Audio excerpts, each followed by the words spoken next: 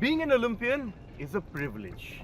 Being an Olympic captain is a rare honor. I have with me Achanta Sharath Kamal, who is going to be the flag bearer for India at the opening ceremony of the Paris Olympic Games. Sharath, a huge honor for you, but one that is so deserved as well. You've been a veteran of Indian sport, and this is going to be your 5th Olympic Games. Time flies, no? I can see a bit of white somewhere, but Yes. but time flies. Yes, very true. Very true. 2004 was the first time when I played the Olympic Games in Athens, and I really didn't think the journey will be so long. But I'm really happy to have played so far and done what I've done. Otherwise, the recognition of being the flag bearer would not have come. If, let's say, if I quit after Tokyo Olympic Games or Rio Olympic Games, this opportunity would not have come. And I think this is something which is very, very special, not just to me, but to the entire table tennis fraternity as such.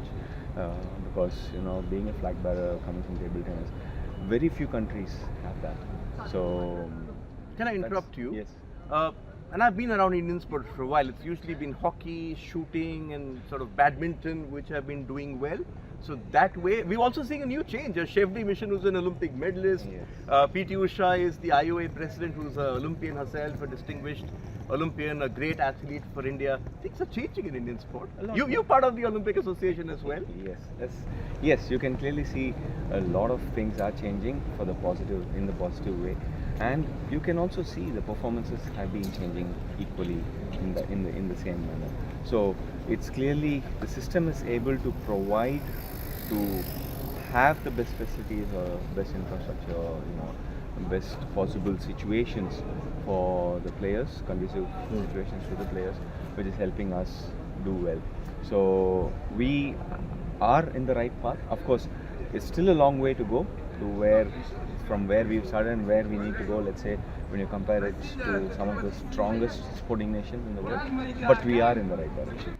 Okay, now you've been to so many Olympic Games, as you mentioned, but I need to ask you a question. This is going to be a very different opening ceremony. Do you know how to swim? I know how to swim in a swimming pool. They say the Seine is safe to swim now. I don't know, but more than that, I think it's a moment which I've been visualizing for the last 2 months, since the day I knew I'd be the flag bearer, and I was all excited, and now it's all anxiety. Oh, come on! Listen, you won so many medals for India. This is just a walk in the park, and you're also on a boat, right? You won't fall down. No, it's not about falling down, but the thing is leading India, into the country, the whole contingent into the Olympic ceremony, opening ceremony. Then you have big names like Rohan Bopanna, Srijesh, all following me. You're also a big name. You're a Khel Ratna, Commonwealth Games star, and multiple times.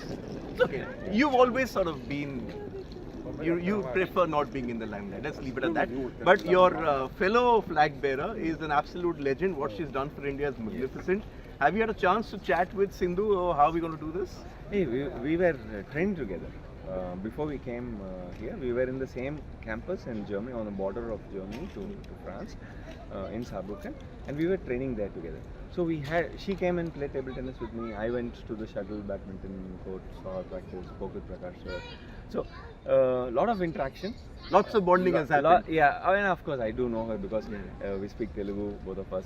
So we know each other pretty well.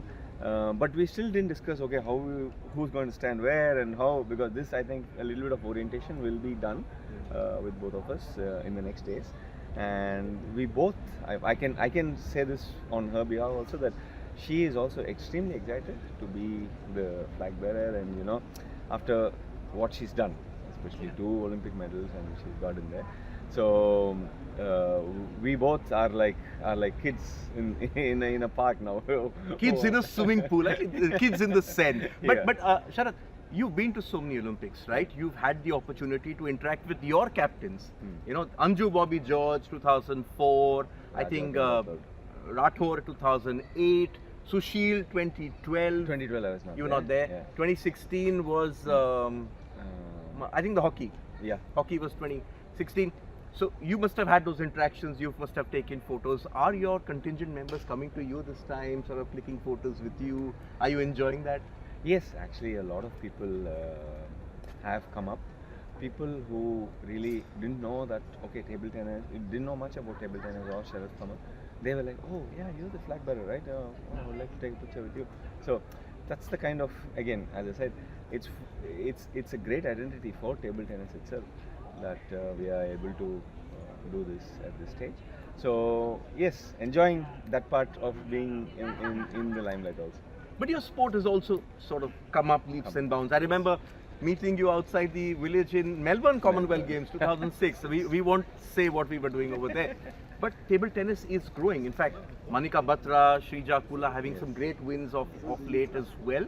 Is it also because of that competition you're facing in ultimate table tennis, and that is also allowing you to sort of your other teammates, you wise and experienced, to sort of shed off that inhibition? That's helped as well in India's journey?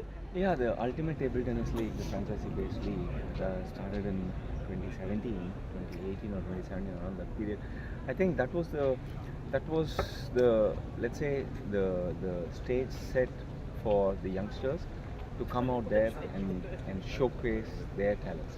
So until then, I as a youngster had to move into Europe. I had to play with, I had to go up the ladder to get my place and be along with some of the top players in Europe.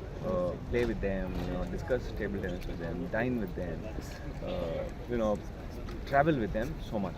And that opportunity was given to the youngsters in India, and that has given the younger players a lot of confidence that when we are able to play against these players at home, when we are able to beat them in the training sessions, probably we can beat them in the matches. First they start beating them in the Ultimate Table Tennis leagues. Then they slowly start to feel, yeah, I can do better in the international tournaments also. So I think that has given a fantastic launch pad. UTT has been a fantastic launch pad to all these young talents that have come. Okay, now talking about you, the Commonwealth Games was memorable for you. Did that give you extra motivation? Because you said after Tokyo you thought about letting it go. You could have calmly sort of relaxed at home with your kids and just enjoyed being a normal father, a normal person.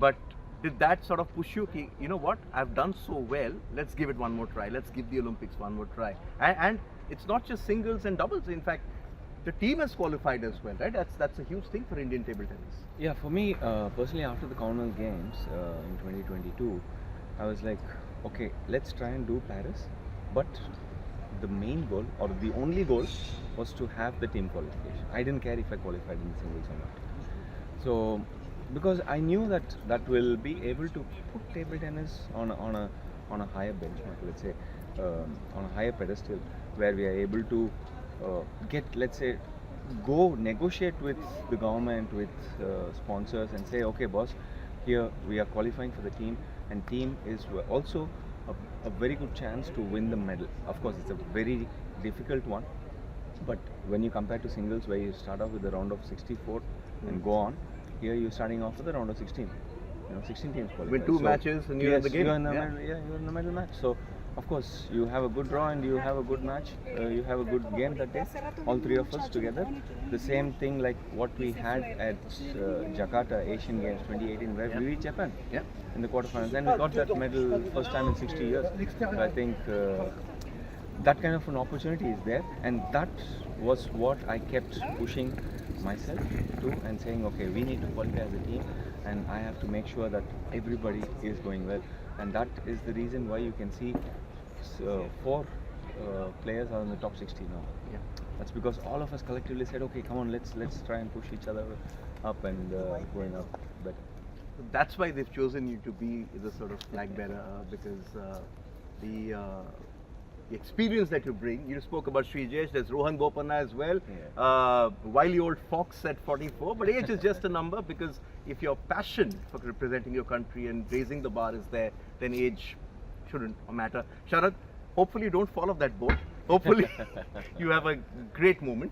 Enjoy this moment. You've worked very hard in your career to be deserving of this honor, and hopefully we get a medal from Indian table tennis. That will truly be memorable for Indian sport. Thank you and all the best. Thank you very much. For all the latest news, download the WION app and subscribe to our YouTube channel.